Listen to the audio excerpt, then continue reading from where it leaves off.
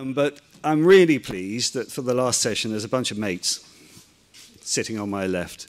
I mentioned it before already today, the Valencia project. We went on a trip. I'm a journalist, I thought it was an old-fashioned trip. It was nothing of the sort. There were 19 people that got put together in Valencia, and a whole rag bag of people like myself, and some real stars. There was a mix of WordPress. Rich has been speaking earlier today. He was on the trip. Alistair, the people on the panel there as well. There's Anne and a bunch of other people, and at least half of us are in the room today and have spoken at this conference, because it was exceptional. It was not a trip I've ever done before. It was an attempt by Valencia to put together a bunch of people, have a conference for the people in that region to learn about social media, what we do. Then it was 3 days afterwards that was a fantastic itinerary. We didn't have to do everything. We evolved, we developed on the trip, and came away with ideas and projects which I'd like to think is one of the big catalysts for this happening, this particular conference, and it certainly resulted in other projects that have gone on as well. So we're going to have a look at that concept, that trip, and how it worked. And it's the second one that Valencia did. The first one, Andy Garrosh went on. He's going to co-present with me. I was on the second year. But first of all, I'd just like to play you an audio slideshow from this year's trip to give you an idea of the type of events that Valencia put on for us in June. And it's almost, bear with me. Not going to work? It's a tribute to the woman who is here today, Arantxa.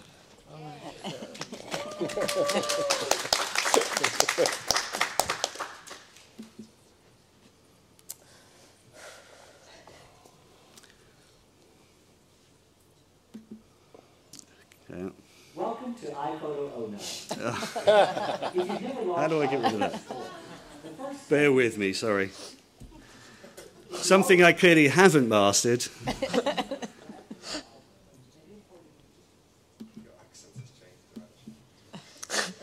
But I've reshaped and photoshopped myself. Sorry, bear with me. That was the old one. Can I get some help here?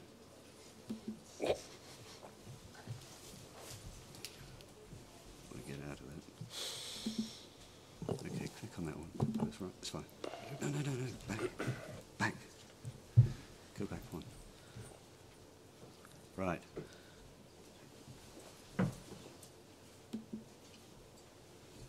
This is it.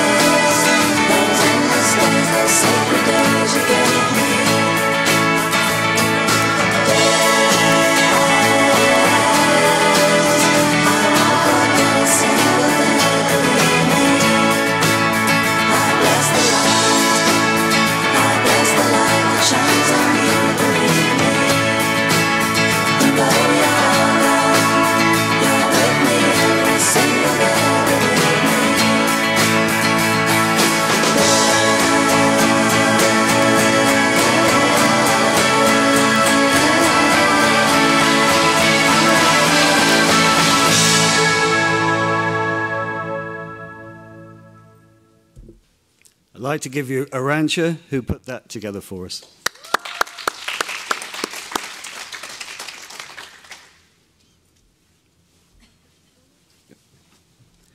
Read her slideshow.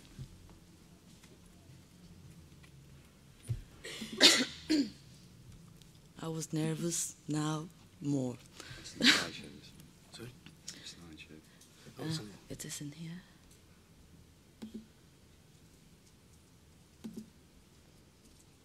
Thank you very much. Thank you.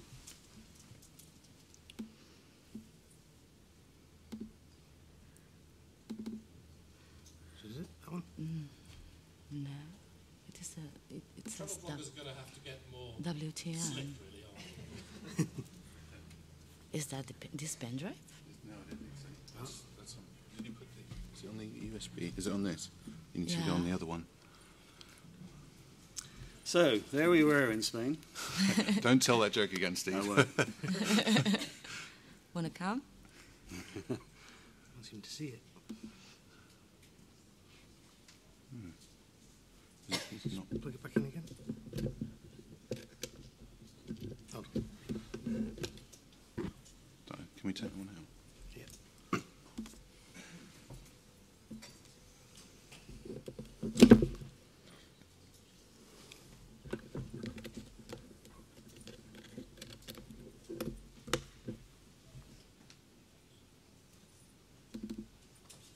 Which one is it? WTM.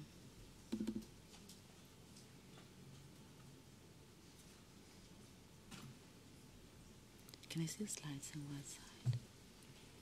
I don't know. Maybe click in here? No. That one? Yeah, but can I see the... I don't know. I don't know how you do that. Okay. So how do... Amendments. Okay, so I move Yep. doing this.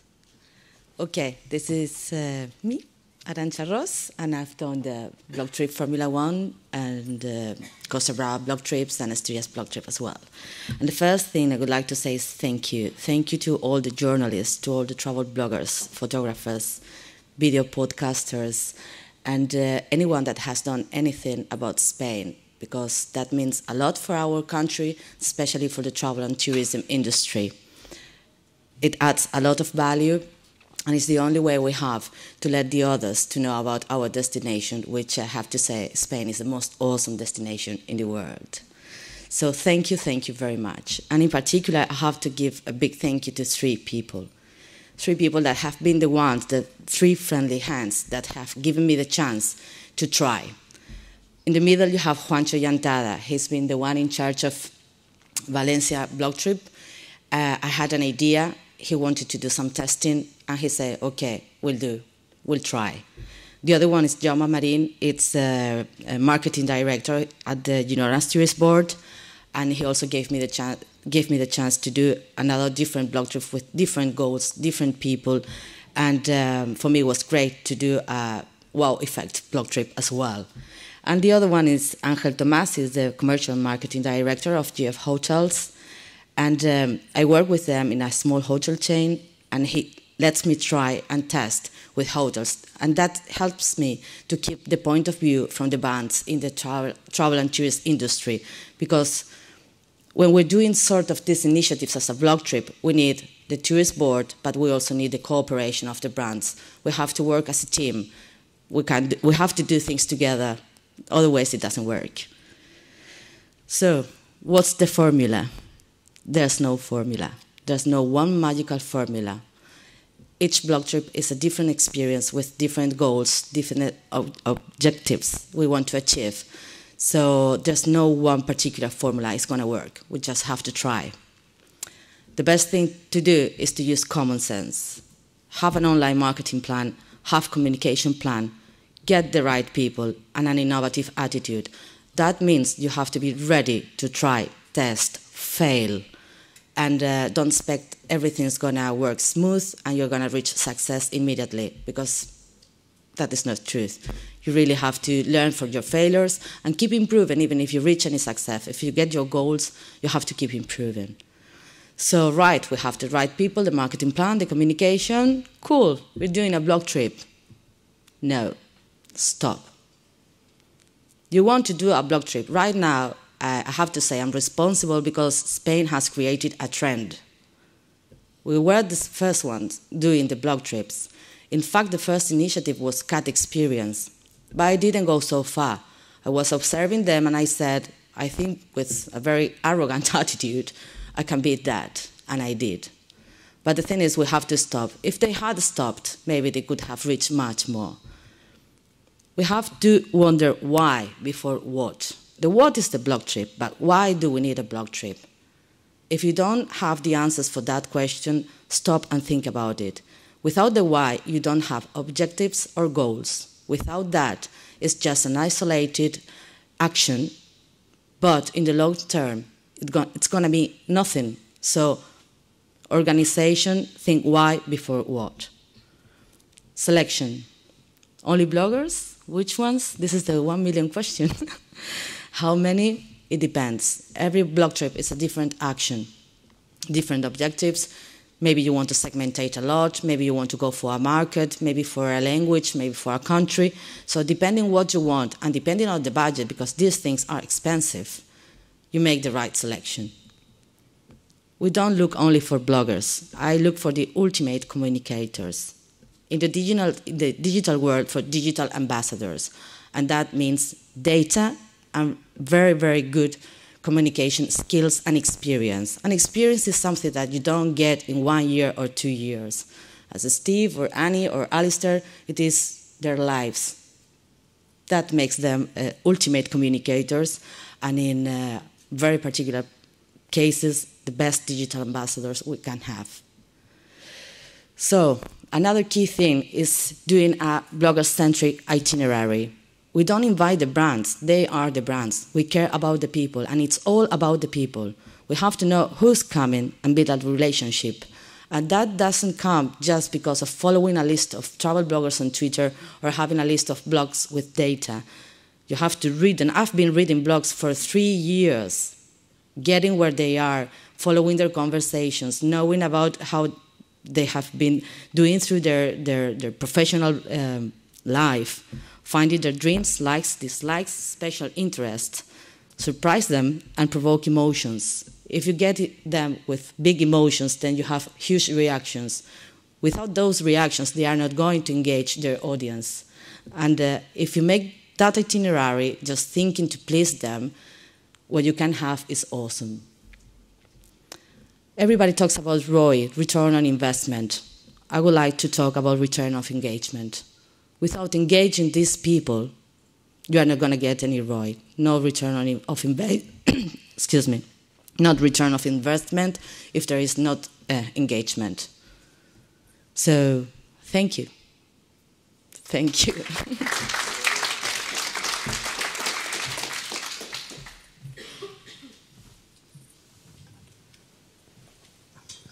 Thank you, Arantxa. I think that was really good and probably gave lots of insights to people, not just bloggers in the room, but also if there's anyone who may be organising blog trips.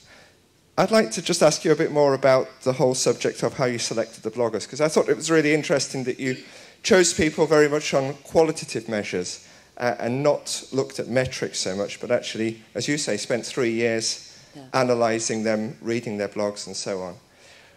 When you were doing that, were you interested in metrics at all? I mean, did you look at, say, numbers of followers, or did you use anything like Clout? I know Clout probably wasn't around when you started in the first blog trip, but do you think that these things actually have any place in selection of bloggers? I mean, when I started to do, there was not as much information and tools as we have already, that's for sure. And I was not that IT literate at that time either. So I started to read and get emotions through those blog posts. But I thought this is not enough. There has to go with data. So I started to study web analytics, and that gives you a very good insight. In fact, this question that why before what comes from my teacher in web analytics to question everything. So yes, there's a qualitative and quantitative. I don't use cloud at all. I don't care about cloud. Cloud is only for ego. It is good for ecosystems. That's it. The data they use is useless. It means nothing. But for me, it helps me to see these ecosystems all together. So I pick groups, and I see who is leading here and there, who is managing. So that gives you very good information. Then I also request Google Analytics. Mainly, I don't have to get the access to their analytics, but if there is something that I really need to go deeper, I need to have the security that the blogger or the writer is going to give me the access to the website analytics or the blog analytics. So I squeeze those data and get more information that it usually see. You cannot only base in Twitter or Facebook, and you have to get a combination. There are very specific tools, but there is not the perfect tool. So you pick, for example, Radian 6 or Seismos that Lisanne has helped me to do some reports. You really get to pick some data from here to there, put them together. But it's not only a collection of data. You have to interpret that in order to make decisions. Anyway, the biggest data, the biggest numbers I can get, if it doesn't go with work quality, professional attitude, and a nice person, out. So bearing that in mind, you've obviously done several of these trips now. You've organised and you've selected bloggers for several of these trips. What lessons would you say you've learnt from your early selections, and taking that maybe to people in the audience? What are the things that people need to watch out for when they're selecting participants for a blog trip? First, the goal. I mean, if you are doing, I've been, for example, approached by somebody that was doing sort of blog trip in a luxury brand, picking backpackers, awesome backpackers, but that is not going to match, and that is common sense. He's awesome in Twitter and here and there. Yeah, but he's a backpacker. I mean, your hotel costs $1 million. It's ridiculous. Picking the wrong people. That has been a bad mistake. That's why you have to know them personally and professionally. And that doesn't happen in 5 minutes and with a quick look. No, it takes time. Can I just come in there as well? You've run 3-4 of these trips. 7. 7, thank you. 7. In fact. And obviously each one has evolved because you've picked up more knowledge from the trip beforehand. Has the dynamic changed within that year or 2 years you've been running them? Have you tweaked your selection process? For example, just because you've been invited to one of them, that doesn't mean you're going to be invited forever. I've seen the evolution. For example, Abigail King, still with a unique blog, awesome one in my opinion.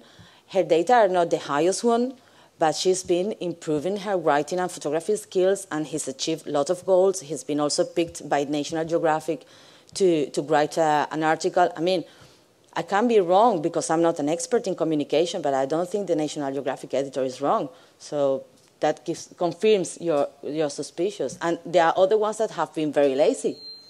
So, or they go for easy things and they admit a lot of guest posts that doesn't match with a line. They don't show a special personality. They don't go for a niche.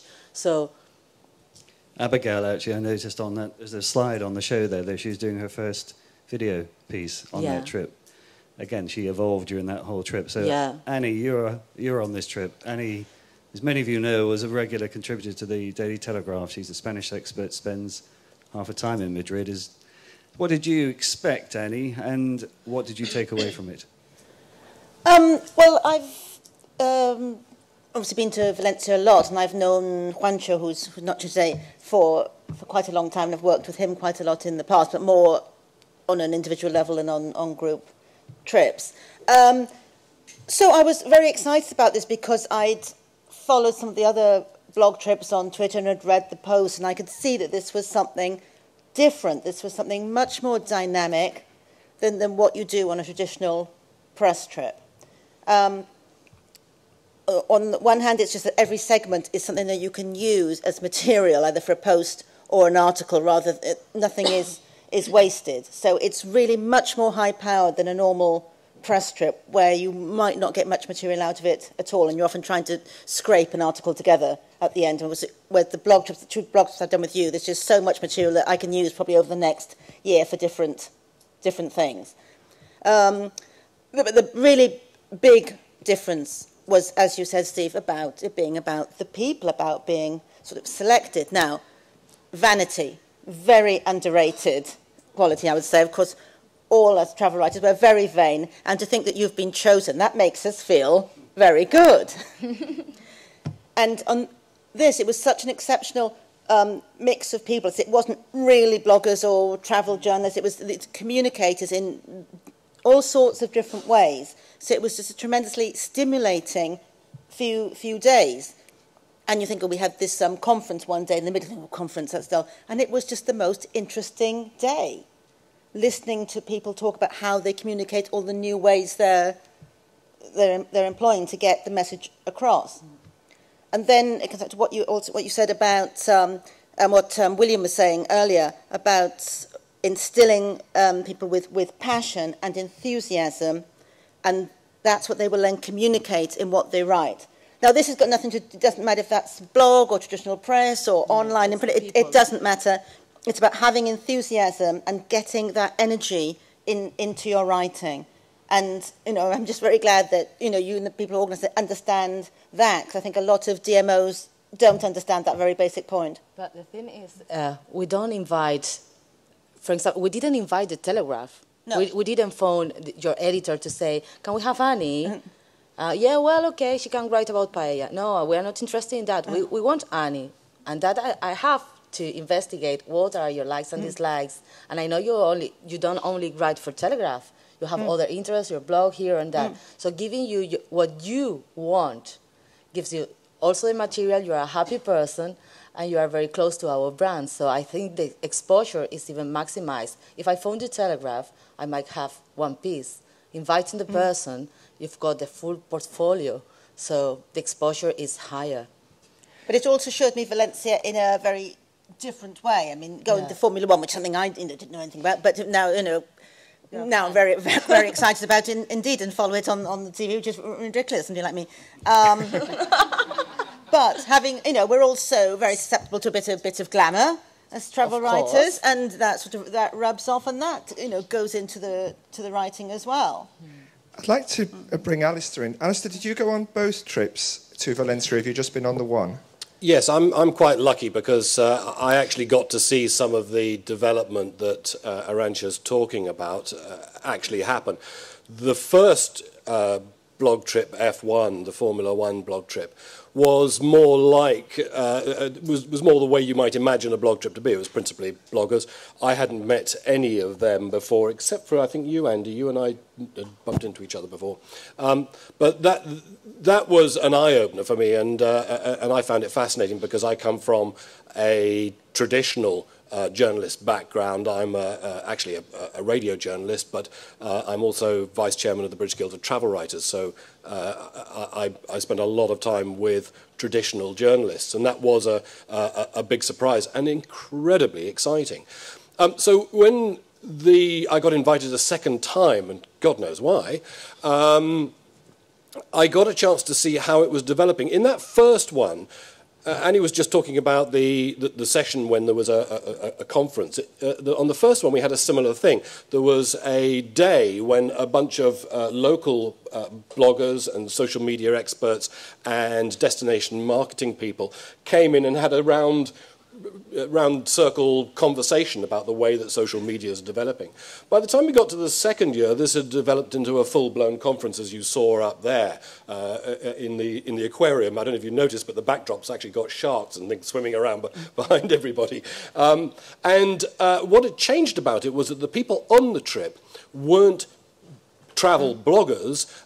They were certainly there, some of the ones who'd been there before, but it was much more about influencers. And so we had people like Rod, for example, from Mozilla. We had John, obviously, from from WordPress. We had Andy Elwood, who's the business development manager from GoWalla, and in conjunction with Rich, they had built that mashup map, which was tracking everybody. So there was a social object straight away. Social objects are something not many people talk about. If you've ever seen those Hugh MacLeod cartoons, he's very good on digital stuff. He talks about social objects. These are things that people can gather around and have conversations about in the way that Willem was doing. And that's really what this trip was about. It was about a mixture of people, but you'd have, for example, Jessica Berlin, who for years had been the social media manager for Cirque du Soleil, talking, and now is American Eagle, the big retailers, just all talking about their take on social media and where it's going and where it's developing. So it was very interesting to see that change. Okay. I mean, with both yourself and Annie, I mean, Arantxa has to look, obviously, at how a blog trip works and set it up so that it works for her and for her clients. But you two have to make that same consideration yourselves. How do you look at a trip and assess, is this something that will bring a return in whatever way, whether it's tangible or intangible? Will it bring a return for me? Annie, do you want to kick us off? Well, obviously, you look at the program, but you know, it's quite instinctive as well. I think, you know, if the people who are organising, you don't have to look that hard. You'll know it will be worthwhile. And I could see I could get quite a lot out of it. But as we keep saying, the exciting thing about this particular trip was the Formula One and this interesting group of people, which was just extraordinary. And apart from writing things, doing things about it, I just learnt so much on the trip from these other people. It really, as a traditional travel writer, it gave me so many ideas of things I could be doing, different ways of writing. And God, these people work hard compared to us traditional writers, when you might be thinking about doing one article from a trip. That's how I learned that every little thing you do, they were using it and using it straight away. Every little thing can be a blog post, and it's a very different way of thinking. And so a lot of new skills there, which I don't have. But it just opens up your mind. It was just tremendously stimulating. Yeah. And just following on, Alistair, obviously to follow on from that, you created an app, Annie Bennett's Madrid. Was that in progress beforehand, or was that born out of this trip as well? The app you've developed, Annie Bennett's Madrid? You haven't? Your blog. Your app. I don't have an app. Oh. No, all right. Not yet. Not yet. I am doing one. Yeah. Alistair, what did you take away from it? Well, the first time I took material away in the way that we were expecting to. So I got a couple of features out of it. I got a video feature on the Shah Wellness Clinic, and I got a feature on Valencia itself. The second time, I was thinking, well, exactly as you say, Tick been there, got the T-shirt, why would I go again? And then I realised, from talking both with Juancho and with Arantxa, what they were doing and how because I was saying to them, well, why are you inviting me again? And Juancho said, well, you're an influencer. I'm going, oh, that's nice, thank you. And there are going to be other influencers there. And I thought, yeah, actually, I'm quite into that. So, and that's when, because you and I go back a long way, and I said to you, you should do this. You'll love this. This will blow your mind. And so for me, the second time round was really to start developing those relationships, and I think that's probably one of the biggest impacts of this whole thing, because it wasn't just, there was Blog Trip F1, a few weeks later there was Beni Kassim, which was another blog trip. Some of the same people went again. Nelly went, and didn't you go to that one? You did, didn't you? Okay, you went to the first one, but Abby did, and yeah, so you could begin to see a sort of a community of bloggers developing around this, and if you haven't already said it, it has to be said that were it not for this exciting development going on down in Valencia, you guys wouldn't be here today, because Steve wouldn't be running this whole series of sessions. And in our case, our new online news site for travel bloggers, the notorious travelwith5ls.com.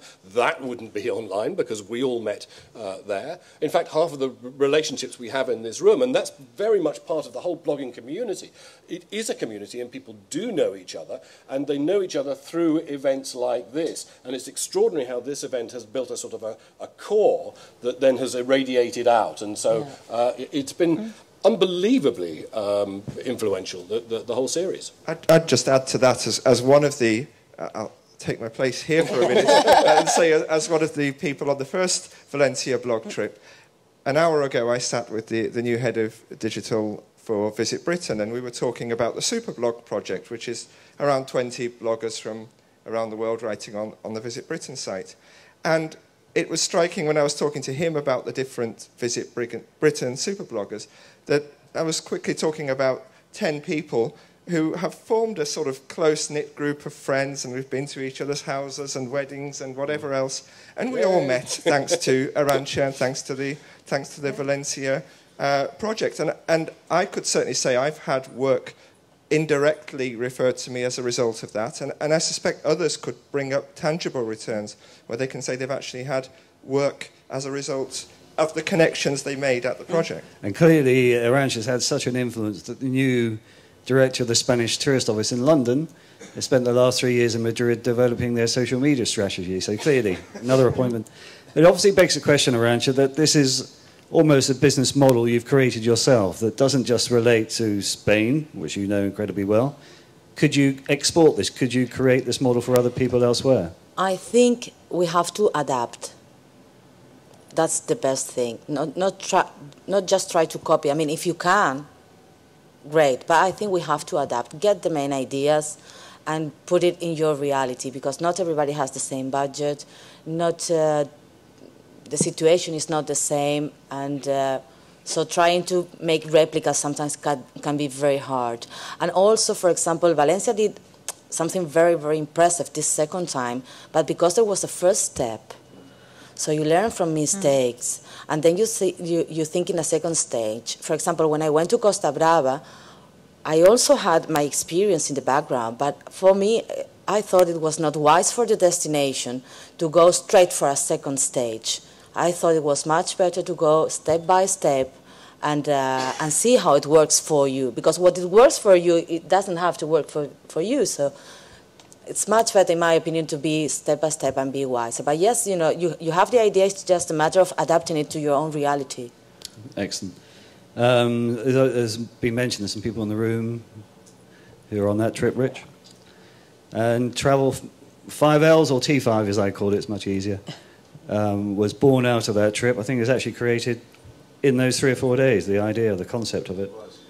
Can I just ask you, Rich, that was one idea. What else have you taken away from Valencia? Well, I think, just the connections and the networking opportunities more than anything else. And, you go to some of these networking events and you have a beer with somebody, but, to actually having spent a week, experiencing, life-changing type events. I mean, there's a true bonding there. And, I have definitely benefited in many ways in terms of jobs and, projects and all kinds of different things from being a part of these trips. I just want to ask probably all three of you with very different perspectives in terms of how the relationship between a blog trip and its individual components, so the suppliers within it, the hotels, the restaurants. Arantxa, from your point of view, when you talk to them, what is it that you sell to them? And maybe for Annie and Alistair, do you find different approaches in terms of how you represent those or cover those facilities when you write them up? Because obviously you're often sending immediate updates, whether it's photos, videos, etc. So maybe Arantxa, if you tell us about how you start working with them. With the brands of the tourist board, you mean? With the individual hotels and with the restaurants when you go to those. That's the thing. For example, the way we did in Valencia was absolutely different with the Costa Brava. One of the goals we try to get is like having these top professionals in different categories. We shake the travel and tourism professionals community. Like, hey, this is going on, there's a digital world, there are different opportunities and you have to try them, or at least you have to know they are there by the hand of professionals, right? This is one thing. So in Valencia it's very difficult because doing these things during the Formula One, which is peak season, and Spain has not the best financial situation right now, it's very hard to ask for favors or collaboration in financial terms. Obviously, they have special agreements with the administration and they do things. With Costa Brava, what we did is we took a very low season moment and we got them involved. So they were part of the movement. It's awesome because, for example, the hashtag we used in Costa Brava, still alive, which is, I think, a unique case in the world. After the event, this took place in May, it's still alive today. And the ones that have been doing it possible were the brands. Who's using that hashtag now? The brands that were getting involved knew it was a way to keep in contact with people in the blogosphere or with the press also, and more brands are getting to use it. So people who you didn't involve at all at the start have jumped in? Yeah, that's it. Fantastic. But for example, these guys, as it was low season, they had time to stay with us, explain personally what they were, their reality, their hopes, their needs, what they wanted, what they expected, what they wanted to learn, and they have taken action. It was good. With Valencia, as we couldn't have that personal contact, we thought about the event. Like you've got marketeers, journalists, photographers, top people. So you see with firsthand what they are doing and how useful it's going to be that for us as a travelers and tourist professional community to keep improving. Okay, thank you. I'd say probably the more recent trip that we did in Pyrenees is a better example of this because obviously with Formula One it made things like hotels and where we were eating was a bit dependent on that, even though that was also all very well chosen and that worked very well and was very useful. It was very peak, so. Yeah. But particularly if I can just talk about the Pyrenees trip that we did at the end of September, where we went across the top of Girona province in the foothills of the Pyrenees down to the coast on the Costa Brava with a week, staying in 5 different hotels, did lots of different activities, and ate at some fantastic restaurants. But it was quite complicated because every little area was very different geographically, and the activities were so varied. But what was I going to say? The main thing was meet the people we met. Now, I know this takes a lot of work to do it, but for writers, it gave us active experiences everywhere we went. I mean, like a good example was the pizza restaurant that we went to in Yevia. This is this enclave. It's in France, but it's part of Spain. And the only thing I knew about that before I went was that the world champion pizza maker lived there and had a restaurant there. And I thought, I hope we go, because I've been on so many press trips when I've known one thing about the place, and we haven't done that thing. Did you do a video? Pardon? Did you do a video? No, I didn't do a video. But Abby did. Abby did. There are videos. And so we went to the restaurant, and of course the guy is there, and he's a real showman, and he explains how this all came about. He was a boxer, and how he had an accident, and how he'd had to go into this pizza business, and he was demonstrating, and the food was amazing, and the different courses, pizzas that looked like cocktails, pizzas that looked like sushi, pizzas that looked like cakes. I mean, it was just incredible. And of course, that's an absolute gift to any sort of communicator, whether that's a traditional journalist, blogger, whatever. Visually, it's very good, and it's very easy to write about. It just writes itself. And we had lots of experiences like that in restaurants that we met the chef. Everywhere we went, we met a personality. Yeah. Alistair, I mean, I remember when I travelled with you, you spoke a lot about the immediacy of the coverage that the blog trips were giving to right down to the individual places. I mean, do you find that a really sharp contrast from more traditional press trips that you've been on? Inevitably, yes, because in traditional, and I know Steve doesn't want me to do too many comparisons between traditional writers and bloggers, but with traditional writers, yes, essentially there's going to be one primary outlet, one article, and shoehorning every experience you have into that article is difficult. The way that most travel writers work, in order to make it viable as an exercise, is actually to write several more. So if you are, if you're going, you would write something for the Times, for example, and you'd write something for Railway Gazette about the railway aspect of it, or whatever it might be. So in that sense, yes. For me, having a lot of again, these components, these social objects, experiences that people can have, be it in Girona jumping out of aeroplanes, or more recently flying in hot air balloons, or be it in Valencia going around the track in one of the track cars, or going on a go-kart thing, or a Segway tour of the town. All of those things are really useful when you have such a diverse group, because it does mean that people can pick and choose, and there will be photographic elements, particularly with the food experiences, meeting up with the chefs. But part of your question was, well, what do they get out of it? What do the component suppliers get out of it? And the important thing, and I'm guessing that Arantxa would back this up, is that they really do get a chance to have some one-on-one contact with people, because one of the most important things about this new world of social media and blogging is about the building relationships. And for suppliers, you can plug in at any level. I mean, what's extraordinary about the travel blogging community is that they do know each other, everybody knows each other, and it isn't competitive. So if you had to your restaurant a bunch of bloggers, Annie amongst them, I saw Nelly just nodding there. Nelly, for example, she's photographed the food, you're having a lovely chat, she's done a nice post about it. You know, Nelly's your mate, and if later you want to develop another idea, if you get hold of Nelly, she'll go, oh, well, the person you want for this is whoever.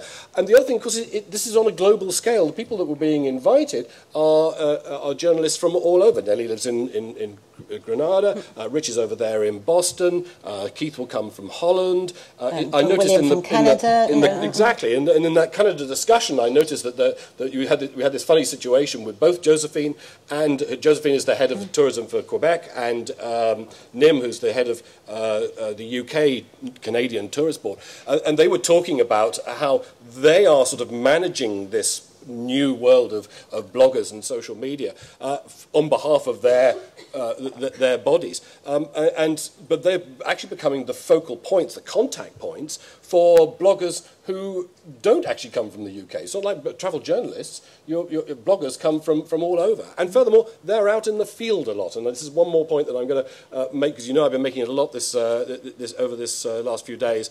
One of the big differences is that bloggers do travel. They live abroad anyway. Half of them are out there. Our T5 boss is down in Australia at the moment. He's running around the world with a laptop. Gary, who has dropped by earlier on, one of the best-known travel bloggers in the business, is constantly on the move. So if you are a supplier, if you're a destination management organisation, marketing organisation, tourist office, one of the first things you should perhaps think about is not in terms of how can I get bloggers to come to me. The chances are at some point they might be knocking on your door. I'm in your country.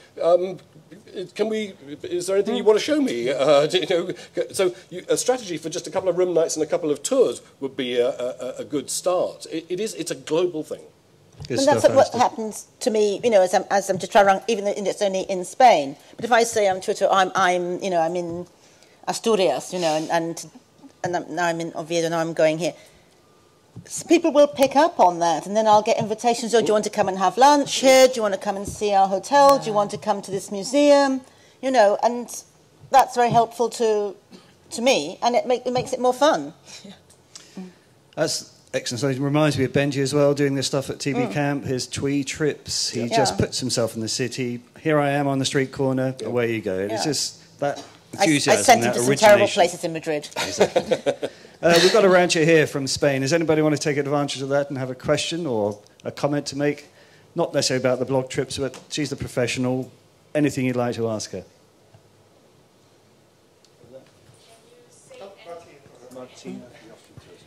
Can you say anything about a budget? Oh. I don't know about Valencia's one, to be honest. I don't really want to know because I've got enough with my duties. But I can tell you, with Girona, I don't know the exact numbers either, but plane tickets from everybody coming from abroad were paid by the tourist boards, so that cost nothing to a destination. And after the initiative, and I think because of the implication of all those hotels, restaurants, most of them refused to get paid. Yeah, and the ones that did request the amount they have accorded made a really low price. So, but I cannot give you numbers because I don't have them. I've never had them. And I would say, I mean, on those 2 blog trips I've done, it's been very clear that the budget was much higher than most press trips I've been on, and it's really worth it because obviously it's thought about very carefully. It comes back to my original point of thinking out everything you do to provide material that people on it can communicate about that thing, and that takes a bit more. Well, it takes a lot more thought. And it takes a lot more money as well. But I really think the return on investment, I don't know anything about the figures, but I would be very surprised if that wasn't worthwhile. No, it works well. And the thing is, I mean, if the tourist board can really get to talk to the brands, if they explain well what is going to happen, if the people that have hotels and restaurants have got information, they have gone attended to workshops and lectures about social media, communication, marketing, and they get to understand, maybe not all of them, but there has to be always a leading group that would say, yeah, I want to try. I'm going to give you a hand. The thing is, for example, during the Formula One, it's very difficult to ask for special favors, but it doesn't have to go in the Formula One. You can organize one of these things in low season or whenever it suits better to everybody so everybody can cooperate. But it's also, it's a different way to do things. It's the way of our relations between the tourist board and the brands and the communicators. Everything is changing. So we have to try to find the ways to get on well and do things together. Otherwise, everything costs more, the effort is the double, and the results are the middle. So what you're saying is those overall budgets are totally dependent on the relationships you have, and of course, they're not measured. Yeah. Alistair, do you want to? Well, I was just intrigued that Martina should ask of all people, because she's one of the most engaged tourism people I know with the blogger community, and as we know, has been sending many bloggers into Austria on the campaign, the name of which temporarily escapes me. So I'm wondering if what you're looking for is an idea of what it costs to do a blog trip, with a group of bloggers, as opposed to individual bloggers. And there are, of course, distinct differences, as we know. Sorry. Well, sorry to out you there, Martina. No, it's fine. Everyone is talking about the Valencia trip, so I'm just a bit scared because we have to somehow do it the same way and no, you have to do it your own way. You have to find your way. For example, we had the chance, and this is the value of good connections and good relationships. In the first Formula One, you remember that Keith came and he met the CEO of Lotus, right? For the second year, he put me in contact with the communicator, the person in charge of communications. We got free passes to be inside the Lotus garage with the person in charge of communications. And that was something that the tourist board in Valencia could not manage to do. And we had how much was every ticket cost you? Oh, the individual seats? I think there were 600 euros, weren't they? No, the 3,000 ones. The ones to get you the paddock passes. Imagine if I request that to the DMO, Juancho would say, I'm going to cut your head, you're mad. Forget about that. And suddenly I had this 3,000 euros ticket per person, plus the guy in charge of communications for Lotus giving us an awesome trip inside. How much cost is that? Nothing. For free. Just a good communication. I would say Martina is an excellent example of how to run single blog trips and to run campaigns and all the rest of it. The big difference we're talking about here is when you have a group blog trip. And the really significant thing about a group blog trip is the immediacy of it and the impact. It's what I call the force multiplier thing. Because when you've got a whole bunch of bloggers in one place at one time, albeit hopefully doing as many different things as possible, you get this kind of it's like a frenzy, like a storm of Twitter and Facebook and everything else kind of builds up because they retweet each other, their followers do, and it starts off before the exercise happens. And then so you're absolutely right. It's in your face. I mean, everybody knows about Valencia because it was a big thing, and that happens. But Innsbruck was a big thing. We had the last Travel Bloggers Unite conference in Innsbruck, and you know the results better than I do of that. But again, a lot of influence and a lot of eyeballs on Innsbruck. Arantxa, one thing I'd just like to ask is, I mean, you've mentioned before that you have worked very much on a regional level or even on a local level, but never yet managed to tap into the national tourist board. I mean, how much would you say that hinders you? And do you feel as though the trips could be even bigger if you had a national involvement in terms of... Without saying anything too sensitive, so... I don't know if I want that big. The thing is, it's because also of the policies. I mean, they do participate because they pay for the plane tickets for everybody abroad, so that is a big help.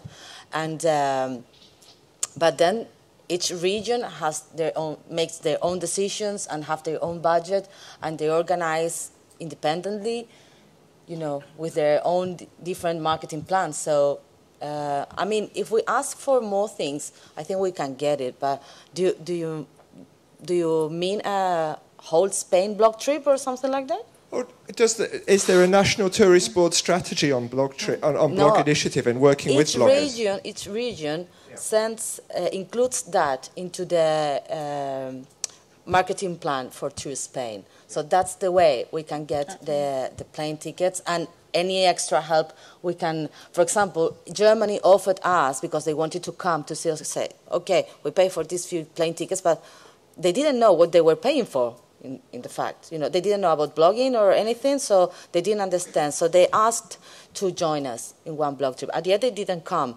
but they also said, okay, we're coming and we are also giving you, I think they were 6,000 euros or something like that. So they are willing to cooperate. But I also understand they need to understand and see with their own eyes what is happening. In Asturias, do you remember there were two people from the tourist board, from the head tourist board, to see what was going wrong, what was going on, so what was the money going. They were very interested. That wasn't one of your trips, but you knew of it. Yes, exactly. The head office, the National Tourist Office, sent two of their people down to just see how all this was working and who was going on it. Yeah. Okay. Do you know the new boss of the Spanish Tourist Board in London? No. No, you should. I met him yesterday. I hope you mention Arantxa. Sort it out. I have visions of about 10 of us piling off in cars and camper vans, careering across Spain with videos and live tweeting and geo-mapping. All sorts of fun could be had this year, so bear in mind. So if there is anything else from anybody, I would like to wrap up by thanking Arantxa hugely for coming across from Spain to speak to us. And I'd like to invite you to give her a massive round of applause. Thank you.